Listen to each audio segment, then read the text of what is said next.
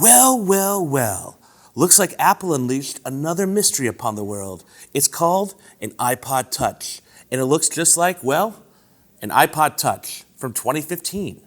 What the?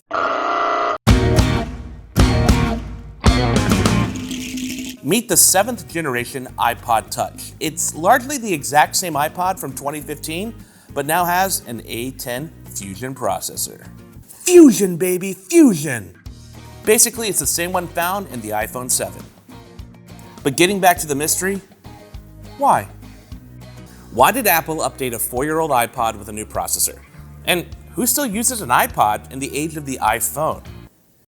Well, there's a couple groups. First are businesses. Apple itself, if you go to an Apple store, pretty much every employee has one of these inside a fancy credit card and battery case. So that way you can buy that $29 lightning cable really fast. And the other group are kids. Before there was a hand-me-down iPhone, you got a kid this because it's cheap, and if they break it or drop it, it's easy to replace. And it's less connected than an iPhone. In fact, looking at Apple's website, one thing popped out at me: Apple Arcade. Okay, so get me, hang on, this is a good idea. Let's say you buy your kid an iPod Touch for $199, and let's say you also get them a subscription to Apple Arcade.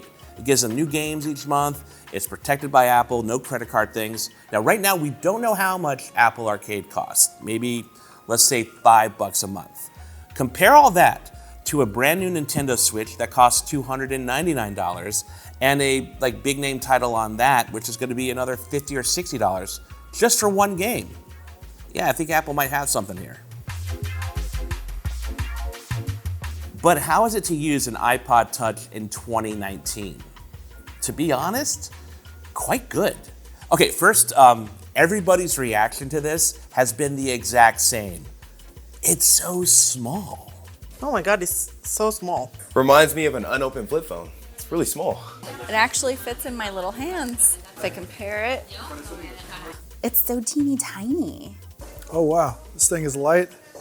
It doesn't even feel real. Yeah, it's really small.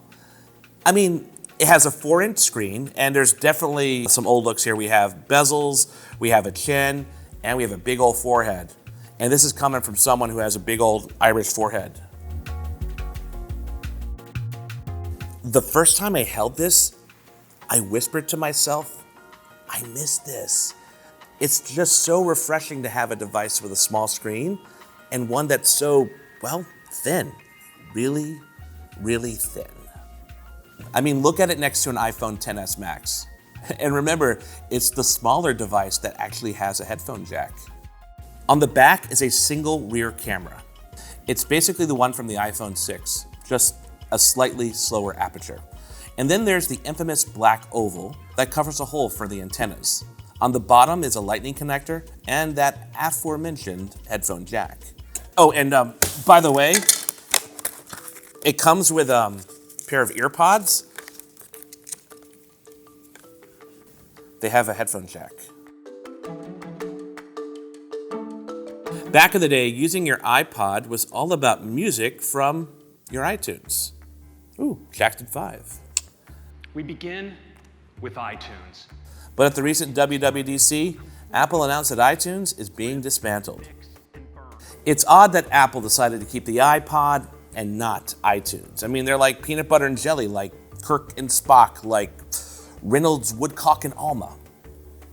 Phantom Thread. Any Phantom Thread fans out there? No? Yeah, long story short, I put Spotify on the iPod Touch. Hey, I know, if you have an old iPod, you've been able to put streaming music apps on it already, but it just seems wrong to put them on an iPod.